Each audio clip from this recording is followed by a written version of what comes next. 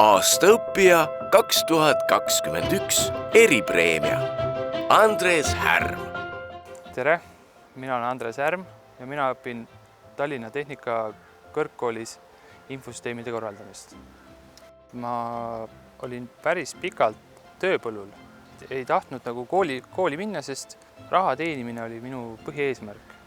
Kuskilt maalt tuli juba raha teenimisel lagi ette, et siis pidi haridusega hakkama järgi minema. Kui ma nüüd haridusega edasi lähen, siis ma saan samal ajal minna ka tööpõllul kõrgemale. Mul naine, kes käis ülikoolis, näitas, kui lihtne on tegelikult tänapäeval koolis haridust saada. Võrreldes sellega, mis oli 15 aastat tagasi, on olemas e-õpped ja digivahendid selle läbiviimiseks. Ma otsustasin, et ma teen gümnaasiumi täies mahus ära. Oma õpinguid jätkasin ma Tartu täiskasvanute gümnaasiumis.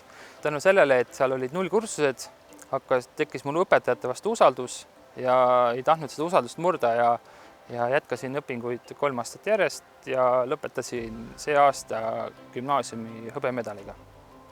Ja edasi läksin ma õppima Tallinna Tehnikakõrgkooli. Tänu õppimisele sain ma juurde enesekindlust ja eneseusku, et ma olen sellisteks asjadeks võimeline ja veel enamakski. Täna sai mul siin Rakveres tund läbi, lähen sõidan koju Viljandisse, kus mind ootab naine ja 2,5-kuune laps. Ja homme sõidan juba tagasi siia Rakvere külje all Mõdrikule, kus mul hakkavad uuesti tunnid. Kui sa selle tunnistuse kätte saad, sa näed, kui palju seda vaeva selle nimel nähtud on ja seda tunnustatakse hiljem selle eest, see tasub alati ära ennast. Minge õppima!